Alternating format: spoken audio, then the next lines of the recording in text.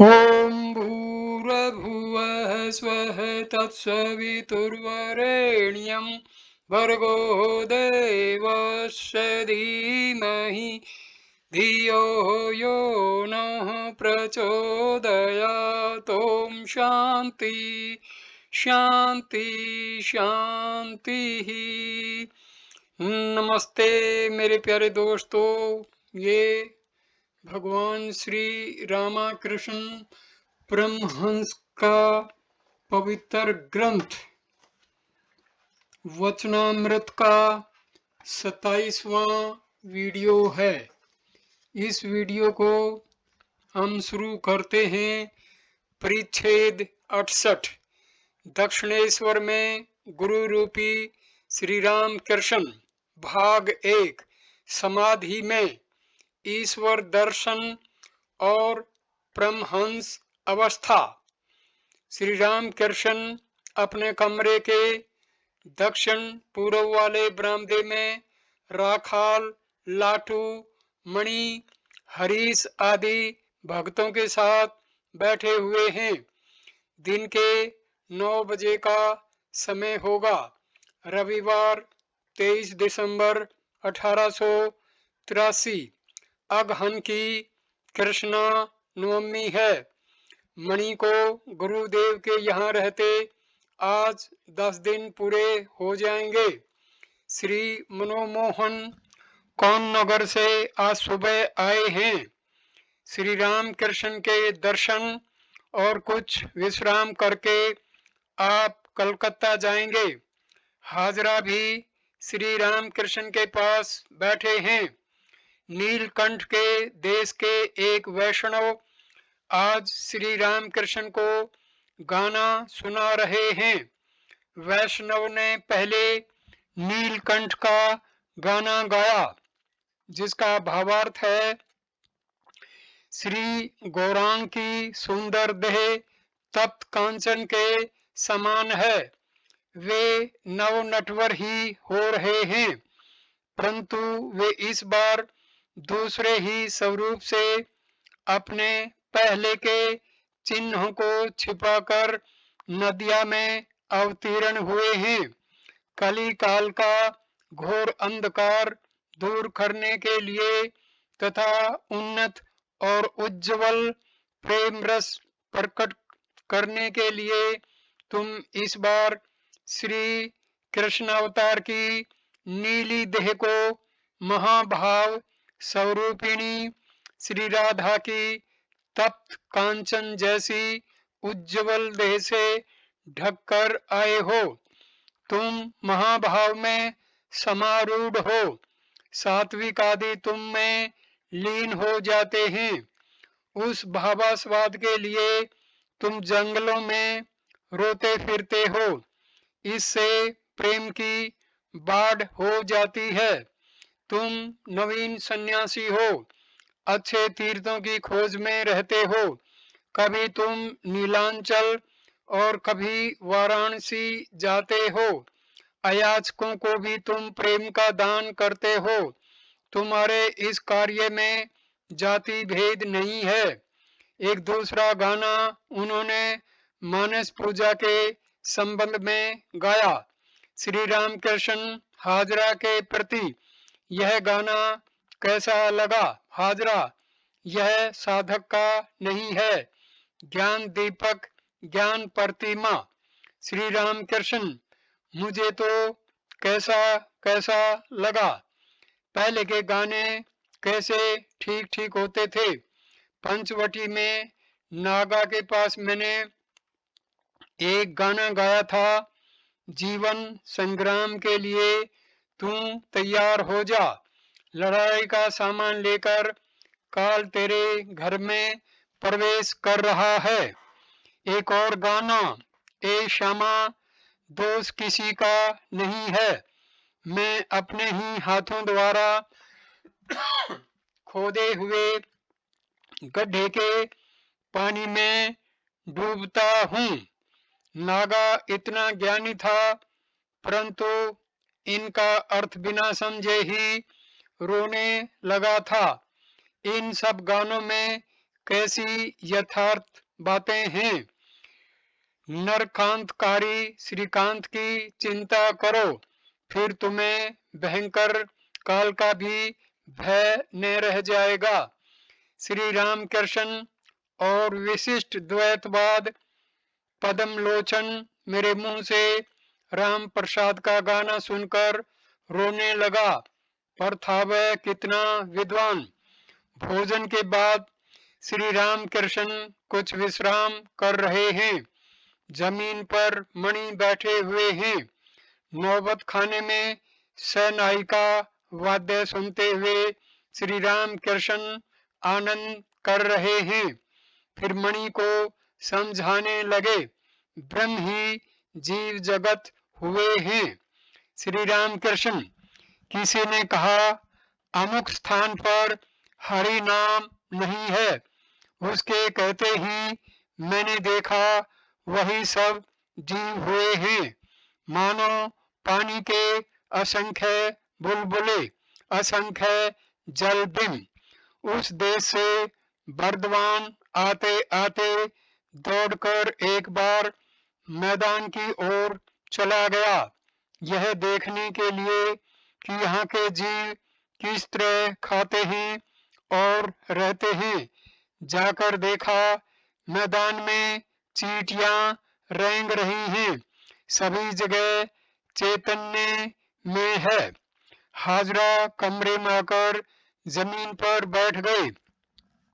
श्री राम कृष्ण अनेक प्रकार के फूल, तय के तय पंखुड़ियां, यह भी देखा, छोटा बिंब और बड़ा बिंब, ईश्वरीय रूप दर्शन की।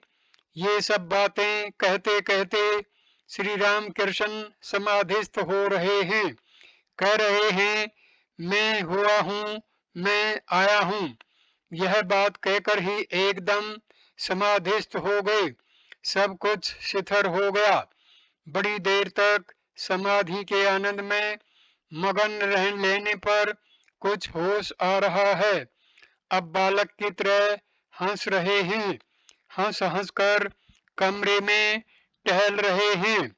अद्भुत दर्शन के बाद आंखों से जैसे आनंद ज्योति निकलती है, श्री राम कृष्ण की आंखों का भाव वैसा ही हो गया। सहास्य मुख, शून्य दृष्टि। श्री राम कृष्ण टहलते हुए कह रहे हैं, बटतल्ले के परमहंस को देखा था, इसी तरह हंसकर चल रहा था, वही स्वरूप मेरा भी हो गया क्या। इस तरह टहलकर श्री राम कृष्ण अपने छोटे तख्त पर जा बैठे और जगन माता से बातचीत करने लगे।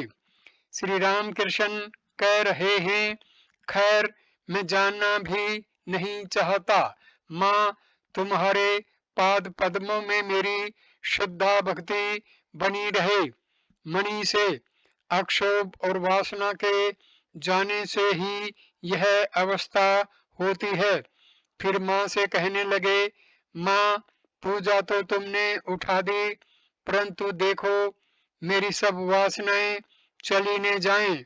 माँ परमहंस तो बालक है, बालक को माँ चाहिए या नहीं, इसलिए तुम मेरी माँ हो, मैं तुम्हारा बच्चा। माँ का बच्चा माँ को छोड़कर कैसे रहे। श्री राम कृष्ण ऐसे सवर से बातचीत कर रहे हैं कि पत्थर भी पिघल जाए।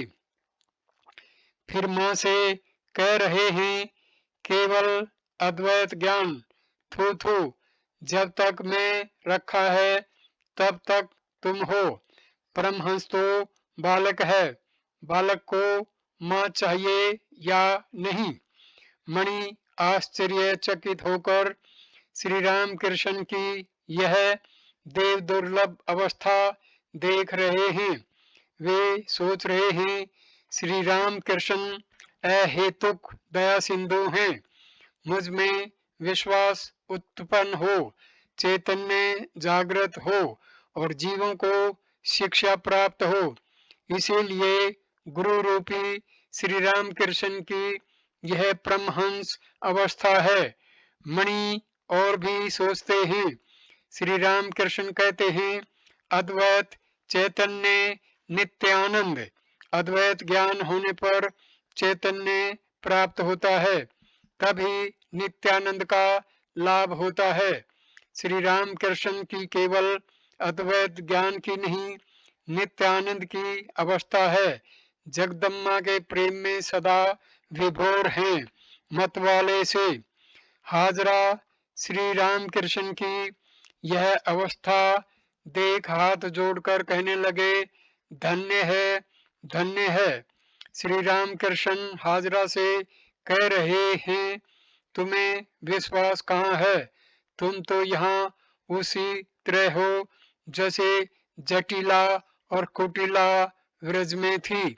लीला की पुष्टि के लिए तीसरा प्रहर हुआ। मणि अकेले देवालय के निकट निर्जन में टहल रहे हैं और श्री राम कृष्ण की इस अद्भुत अवस्था के बारे में सोच रहे हैं। श्री राम कृष्ण ने ऐसा क्यों कहा कि अक्षोभ और वासना के जाने से ही यह अवस्था होती है? ये गुरु रूपी श्री राम कृष्ण कौन हैं? क्या भगवान स्वयं ही हमारे लिए देह धारण कर आए हैं? श्री राम कृष्ण तो कहते हैं कि ईश्वर कोटि अवतार आदि के अलावा दूसरा कोई जड़ समाधि निर्विकल्प समाधि से लौट नहीं आ सकता। परिच्छेद 69 जगत गुरु श्री राम कृष्ण भाग 1 गूढ़ बातें।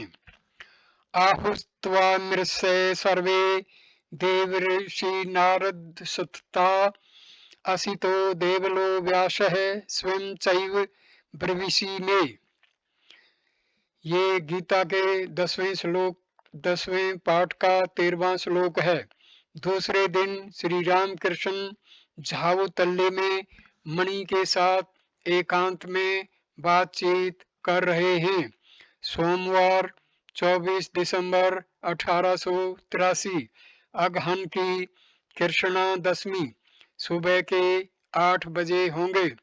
आज मणि का प्रभु के सत्संग में वास करने का 11वां दिन है। शीत ऋतु है। पूर्व गगन में सूर्य नारायण अभी उदित हुए हैं। झाऊ तल्ले के पश्चिम और गंगा जी बह रही है। इस समय वे उत्तर वाहिनी हैं। ज्वार आई है। चारों ओर वृक्ष और लताएं हैं। थोड़ी ही दूर पर श्री राम कृष्ण की साधना का स्थान वह बिल्व वृक्ष दिखाई दे रहा है। श्री राम कृष्ण पूर्वाभिमुख हो वार्तालाप कर रहे हैं। मणि उत्तराभिमुख हो विनय पूर्वक सुन रहे हैं। श्री राम कृष्ण की दाहिनी ओर पंचवटी और हंस पुष्करणी है। सूर्य के प्रकाश में मानो जग बिहंस रहा है। श्री राम कृष्ण ब्रह्म ज्ञान की बातें कर रहे हैं। श्री राम कृष्ण निराकार भी सत्य है और साकार भी सत्य है। नागा उपदेश देता था, सच्चिदानंद ब्रह्म कैसे हैं? जैसे अनंत सागर है। ऊपर नीचे दाहिने बाएं पानी ही पानी है। वह कारण सलिल है, शिथिर पानी है। कार्य के होने पर उसमें तरंगें उठने लगी। सृष्टि, स्थिति और प्रलय यही कार्य है। फिर कहता था, विचार जहाँ पहुंचकर रुक जाए वही ब्रह्म है। जैसे कपूर जलाने पर उसका सर्वांश जल जाता है, जरा भी राख नहीं रह जाती। ब्रह्म मन और वचन के परे है। नमक का पुतला समुद्र की था लेने गया था। लौटकर उसने खबर नहीं दी। समुद्र में गल गया। ऋषियों ने राम से कहा था, राम भारद्वाज आदि तुम्हें अवतार कह सकते हैं, परंतु हम लोग नहीं कहते। हम लोग शब्द ब्रह्म की उपासना करते हैं। हम मनुष्य स्वरूप को नहीं चाहते। राम कुछ हंसकर प्रसन्न हो उनकी पूजा लेकर चले गए। परंतु नित्यता जिनकी है, लीला भी उन्हीं की है। जैसे छत और सीढ़ियां, ईश्वर लीला, देव लीला, नर लीला, जगत लीला। नर लीला में ही अवतार होता है। नर लीला कैसी है जानते हो? जैसे बड़ी छत का पानी नल से जोर शोर से गिर रहा हो, वही सच्चिदानंद है। उन्हीं की शक्ति एक रास्ते से नल के भीतर से आ रही है। केवल भरद्वाज आदि 12 ऋषियों ने ही राम को पहचाना था कि ये अवतारी पुरुष हैं। अवतारी पुरुषों को सभी पहचान नहीं सकते। श्री राम कृष्ण मणि से वे अवतीर्ण होकर भक्ति की शिक्षा देते हैं। अच्छा, मुझे तुम क्या समझते हो? मेरे पिता गया गए थे, वहां रघुवीर ने स्वप्न दिखलाया, मैं तेरा पुत्र बनकर जन्म लूंगा। पिता ने स्वप्न देखकर कहा, देव, मैं दरिद्र ब्राह्मण हूँ, मैं तुम्हारी सेवा कैसे करूंगा? रघुवीर ने कहा, सेवा हो जाएगी। दीदी हृदय की माँ पुष्प चंदन लेकर मेरे पैर पूजती थी। एक दिन उसके सिर पर पैर रखकर मैंने कहा, तेरी वाराणसी में ही मृत्यु होगी। माथुर बाबू ने कहा, बाबा, तुम्हारे भीतर और कुछ नहीं है, वही ईश्वर है। दे तो आवरण मात्र है, जैसे बाहर कद्दू का आकार है, परंतु भीतर गूदा बीज कुछ भी नहीं है। तुम्हें देखा मानो घूंघट डालकर कोई चला जा रहा है। पहले ही से मुझे सब दिखा दिया जाता है। बड़तल्ले में मैंने गौरांग के संकीर्तन का दल देखा था। उसमें शायद बलराम को देखा था और तुम्हें भी शायद देखा था। मैंने गौरांग का भाव जानना चाहा था। उसने दिखाया, उस देश में श्याम बाजार में पेड़ पर और चार दीवार पर आदमी ही आदमी, दिन रात 7-7 आदमी। 7 दिन शौच के लिए जाना भी मुश्किल हो गया। तब मैंने कहा, माँ, बस अब रहने दो। इसीलिए अब भाव शांत है, एक बार और आना होगा। इसीलिए पार्षदों को सब ज्ञान मैं नहीं देता। हंसते हुए, तुम्हें अगर सब ज्ञान दे दें तो फिर तुम लोग सहज ही में मेरे पास क्यों आओगे? तुम्हें मैं पहचान गया। तुम्हारा चैतन्य भागवत पढ़ना सुनकर। तुम अपने आदमी हो। एक ही सत्ता है।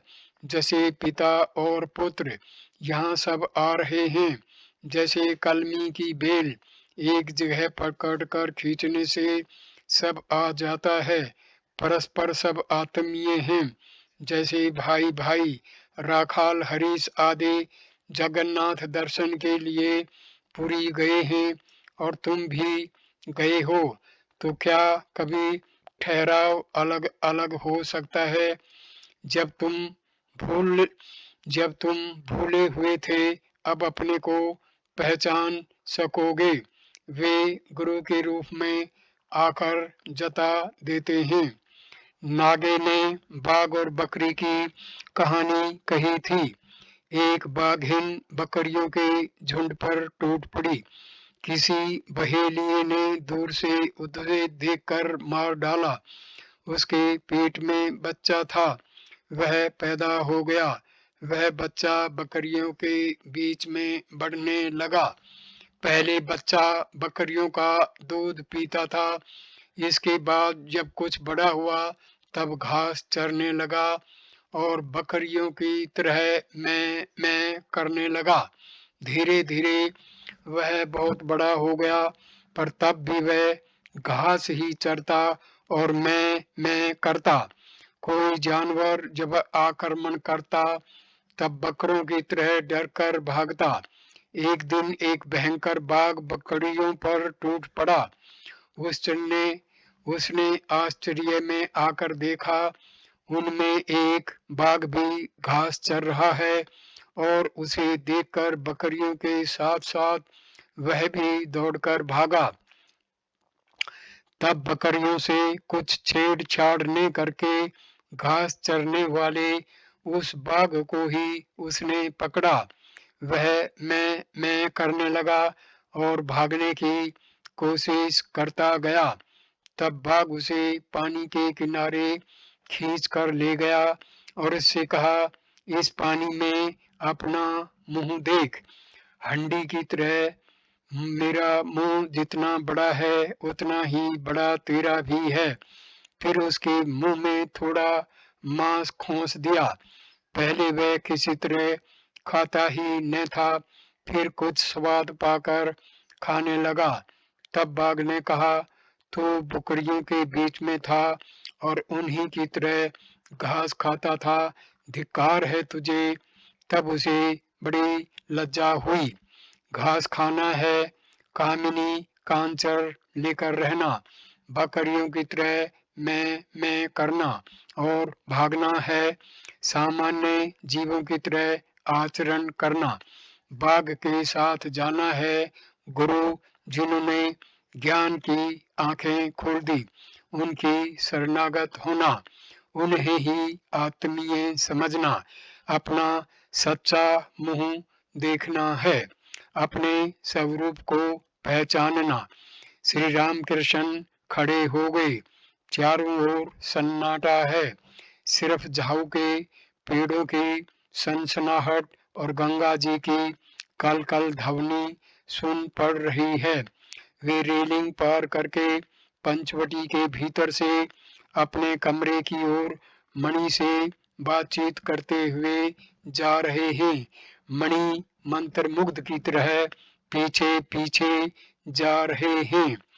पंचवटी में आकर जहां उसकी एक डाल टूटी पड़ी है, वहीं खड़े होकर पूर्वाश्रय हो बरगद के मूल पर बंधे हुए चमुद्रे पर सिर टेक कर प्रणाम किया। यह स्थान उनकी साधना का स्थान है। यहाँ पर उन्होंने व्याकुल होकर कितना क्रंदन किया है, कितने ही ईश्वरी रूपों के दर्शन किए हैं और माता के साथ कितनी बातें की हैं। क्या इसीलिए जब वे यहाँ आते हैं तो प्रणाम करते हैं?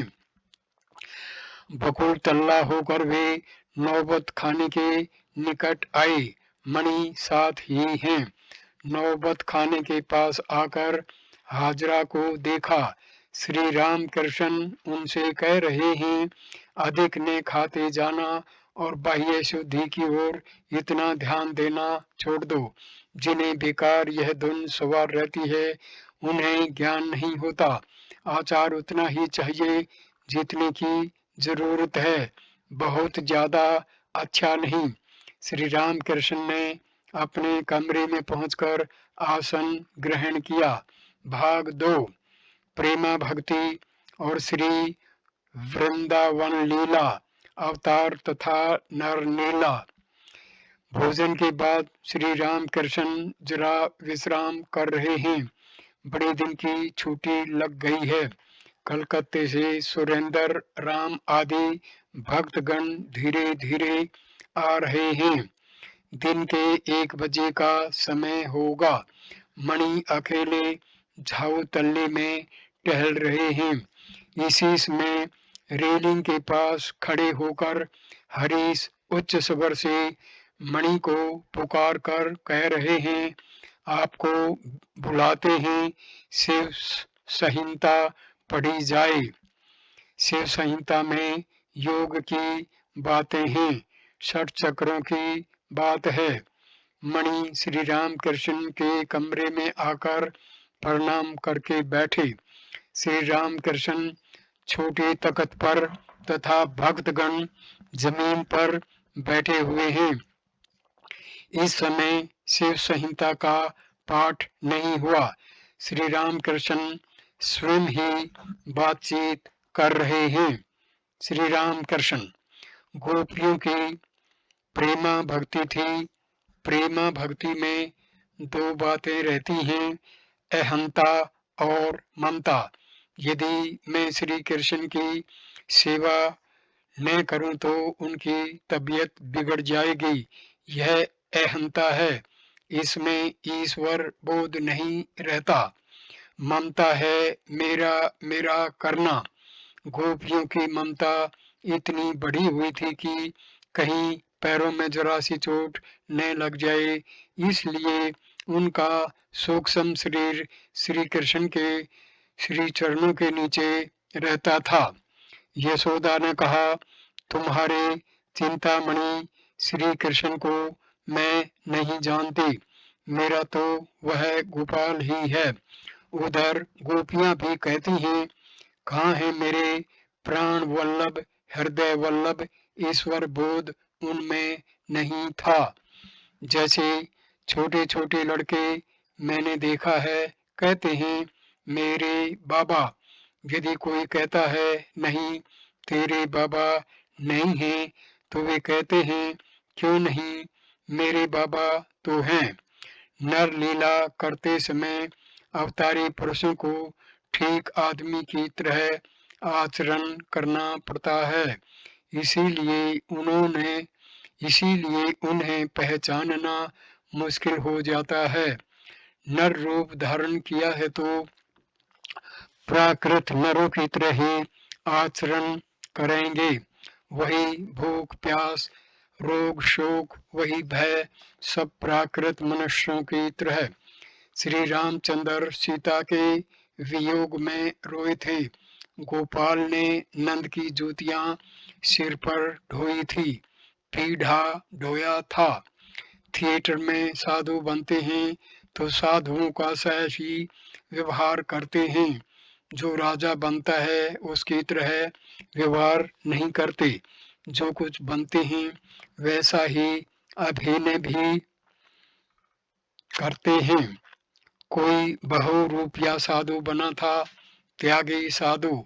स्वांग उसने ठीक बनाकर दिखला था, इसलिए बाबुओं ने उसे 1 रुपया देना चाहा। उसने न लिया, ऊहू कहकर चला गया। दे और हाथ पैर धोकर अपने सहज स्वरूप में जब आया, तब उसने रुपया मांगा। बाबू ने कहा, अभी तो तुमने कहा रुपया न लेंगे और चले गए, अब रुपया लेने कैसे आई? उसने कहा, तब मैं साधु बना हुआ था, उसमें रुपया कैसे ले सकता था। इसी तरह ईश्वर जब मनुष्य बनते हैं तब ठीक मनुष्य की तरह व्यवहार करते हैं। वृंदावन जाने पर कितने ही लीला के स्थान देख पड़ते हैं। सुरेंद्र, हम लोग छुट्टी में गए थे। वहाँ मंगते इतने हैं कि पैसा दीजिए की रट लगा देते हैं। दीजिए दीजिए करने लगे, पंडे भी और दूसरे भी। उनसे मैंने कहा, हम कलकत्ता जाएंगे। यह कहकर उसी दिन वहां से 9-2-11। श्री राम कृष्ण, यह क्या है? कल जाएंगे कहकर आज ही भागना, छी। सुरेंद्र लज्जित होकर, उन लोगों में भी कहीं कहीं साधुओं को देखा था, निर्जन में बैठे हुए साधन भजन कर रहे थे। श्री राम कृष्ण, साधुओं को कुछ दिया? सुरेंद्र, जी नहीं। श्री राम कृष्ण, यह अच्छा काम नहीं किया। साधु भक्तों को कुछ दिया जाता है।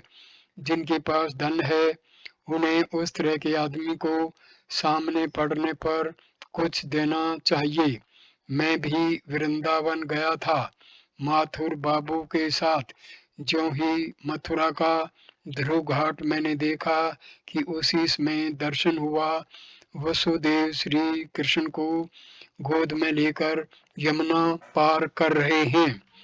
फिर शाम को यमुना के तट पर टहल रहा था। बालू पर छोटे छोटे झोंपड़े थे। बेर के पेड़ बहुत थे। गोधूली का समय था। गौएं चरागाह से लौट रही थी। देखा उतरकर यमुना पार कर रही हैं। इसके बाद कुछ चरवाहे गौओं को लेकर पार होने लगे। ज्यों ही यह देखा कि कृष्ण कहाँ है, कहकर बेहोश हो गया। श्याम कुंड और राधा कुंड के दर्शन करने की इच्छा हुई थी। पालकी पर मुझे माथुर बाबू ने भेज दिया। रास्ता बहुत दूर है। पालकी के भीतर पूड़ियाँ और जलेबियाँ रख दी गई थी। मैदान पार करते समय यह सोचकर रोने लगा, वे सब स्थान तो हैं, पर कृष्ण तो ही नहीं है। यह वही भूमि है जहाँ तू गौएं चराता था। हृदय रास्ते में साथ साथ पीछे आ रहा था। मेरी आंखों से आंसू की धारा बह रही थी। कहारों को खड़ा होने के लिए भी ने कह सका। श्याम कुंड और राधा कुंड में जाकर देखा, साधुओं ने एक एक झोपड़ी सी बना रखी है। उसी के भीतर पीठ फेर कर साधन भजन कर रहे हैं। पीठ इसलिए फिर बैठे हैं कि कहीं लोगों पर उनकी दृष्टि न जाए। द्वादशवन देखने लायक है। बांके बिहारी को देखकर मुझे भाव हो गया था। मैं उन्हें पकड़ने चला था। गोविंद जी को दोबारा देखने की इच्छा नहीं हुई। मथुरा में जाकर राखाल कृष्ण का स्वप्न देखा था। हृदय और माथुर बाबू ने भी देखा था। सुरेंद्र से तुम्हारे योग भी है और भोग भी है। ब्रह्म ऋषि, देव ऋषि और राज ऋषि। ब्रह्म ऋषि जैसे सुखदेव एक भी पुस्तक पास नहीं है। देव ऋषि जैसे नारद, राज ऋषि जैसे जनक निष्काम कर्म करते हैं। देवी भक्त धर्म और मोक्ष दोनों पाता है तथा अर्थ और काम का भी भोग करता है। तुम्हें एक दिन मैंने देवी पुत्र देखा था। तुम्हारे दोनों हैं, योग और भोग, नहीं तो तुम्हारा चेहरा सूखा हुआ होता। सर्व त्यागी का चेहरा सूखा हुआ होता है। एक देवी भक्त को घाट पर मैंने देखा था। भोजन करते हुए ही वह देवी पूजा कर रहा था। उसका संतान भाव था। परंतु अधिक धन होना अच्छा नहीं। यद्दू मलिक को इस समय देखा, डूब गया है, अधिक धन हो गया है न। नवीन योगी के भी योग भोग दोनों हैं। दुर्गा पूजा के समय मैंने देखा, पिता पुत्र दोनों चवर डुला रहे थे। सुरेंद्र, अच्छा महाराज, ध्यान क्यों नहीं होता? श्री राम कृष्ण, समरण मनन तो है न? सुरेंद्र, जी हाँ, मामा कहता हुआ सो जाता हूँ। श्री राम कृष्ण, बहुत अच्छा है, समरण मनन रहने से ही हुआ। श्री राम कृष्ण ने सुरेंद्र का भार ले लिया है। अब उन्हें चिंता किस बात की? भाग 3। श्री राम कृष्ण और योग शिक्षा शिव संहिता। संध्या के बाद श्री राम कृष्ण भक्तों के साथ बैठे हुए हैं। मणि भी भक्तों के साथ जमीन पर बैठे हैं। योग के संबंध में, षट चक्रों के संबंध में बातचीत हो रही है। ये सब बातें शिव संहिता में हैं। श्री राम कृष्ण, ईड़ा पिंगला और सुषमना के भीतर सब पदम हैं। सभी चिन्ह में, जैसे मोम का पेड़, डाल, पत्ते, फल, सब मोम के। मूलाधार पदम में कुंडलिनी शक्ति है। वह पदम चतुर्दल है। जो आद्या शक्ति है वही कुंडलिनी के रूप में सबकी देह में विराजमान है। जैसे सोता हुआ सांप कुंडलाकार पड़ा रहता है, पर सुप्त भुजा का आकार आधार पदम वासिनी मणि से भक्ति योग से कुंडलिनी शीघ्र जागृत होती है। इसके बिना जागृत हुए ईश्वर के दर्शन नहीं होते। तुम एकाग्रता के साथ निर्जन में गाया कर, जागो माँ कुल कुंडलिनी, तुम नित्यानंद स्वरूपिणी, परशुप्त भुजाकारा आधार पदम वासिनी। गाना गाकर ही राम प्रसाद सिद्ध हुए थे। व्याकुल होकर गाना गाने पर ईश्वर दर्शन होते हैं। मणि, जी हाँ, यह सब एक बार करने से ही मन का खेद मिट जाता है। श्री राम कृष्ण, आहा, खेद मिट जाता है, सत्य है। योग के संबंध की दो चार बातें तुम्हें बतला देनी चाहिए। गुरु ही सब करते हैं, नरेंद्र स्वतः सिद्ध। बात यह है कि अंडे के भीतर बच्चा जब तक बड़ा नहीं हो जाता तब तक चिड़िया उसे नहीं फोड़ती, परंतु कुछ साधना करनी चाहिए। गुरु ही सब कुछ करते हैं, परंतु अंत में कुछ साधना भी करा लेते हैं। बड़े पेट को काटते समय जब लगभग काटना समाप्त हो जाता है तो कुछ हटकर खड़ा हुआ जाता है। पेट फिर आप ही हर हरा कर टूट जाता है। जब नाली काटकर पानी लाया जाता है और जब वह समय आता है कि थोड़ा सा ही काटने से नहर के साथ नाली का योग हो जाए, तब नाली काटने वाला कुछ हटकर खड़ा हो जाता है। तब मिट्टी भीग कर धंस जाती है और नहर का पानी हर हरा कर नाली में घुस पड़ता है। अहंकार, उपाधि, इन सब का त्याग होने के साथ ही ईश्वर के दर्शन होते हैं। मैं पंडित हूँ, मैं अमुक का पुत्र हूँ, मैं धनी हूँ, मैं मानी हूँ, इन सब उपाधियों को त्याग देने से ही ईश्वर के दर्शन होते हैं। ईश्वर ही सत्य है और सब अनित्य। संसार अनित्य है, इसे विवेक कहते हैं। विवेक के हुए बिना उपदेशों का ग्रहण नहीं होता। साधना करते करते ही उनकी कृपा से लोग सिद्ध होते हैं। कुछ परिश्रम भी करना चाहिए। इसके बाद दर्शन और आनंद। अमुक स्थान पर सोने का घड़ा गड़ा हुआ है, यह सुनते ही मनुष्य दौड़ पड़ता है और खोदने लग जाता है। खोदते खोदते सिर से पसीना निकल जाता है। बहुत देर तक खोदने के बाद कहीं कुदार में ठनकार आती है। तब कुदार फेंक कर वह देखने लगता है कि घड़ा निकला या नहीं। घड़ा अगर दिख पड़ा तब ते उसके आनंद का पारावार नहीं रह जाता, वह नाचने लगता है। घड़ा बाहर लाकर उसमें से मोहरें निकालकर वह गिनता है, तब कितना आनंद होता है। दर्शन, स्पर्श और संभोग क्यों? मणि, जी हाँ। श्री राम कृष्ण कुछ देर चुप हो रहे, फिर कहने लगे, जो मेरे अपने आदमी हैं उन्हें डांटने पर भी वे आएंगे। आहा, नरेंद्र का कैसा स्वभाव है। माँ काली को पहले उसके जी में जो आता था वही कहता था। मैंने चिढ़कर एक दिन कहा था, मूर्ख, तू अब यहाँ न आना। तब वह धीरे धीरे जाकर कुछ काम करने लगा। जो अपना आदमी है उसको तिरस्कार करने पर भी वह नाराज नहीं होता। क्यों? मणि, जी हाँ। श्री राम कृष्ण, नरेंद्र स्वतः सिद्ध है, निराकार पर उसकी निष्ठा है।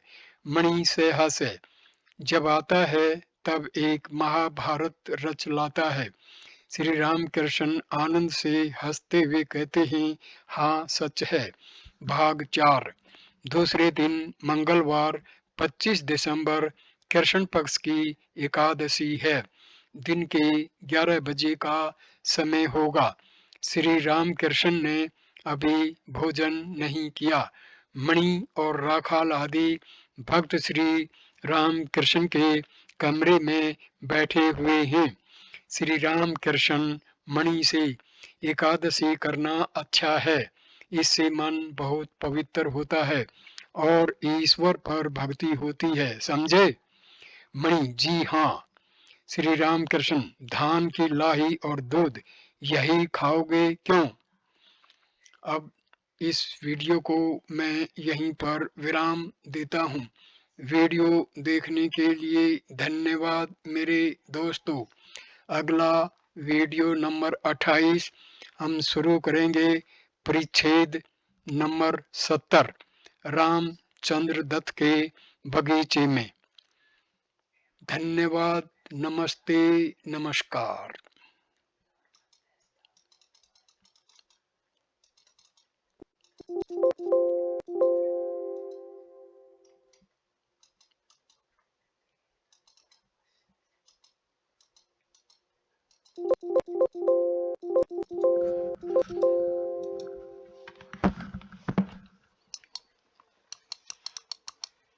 एकादशी का काय है ना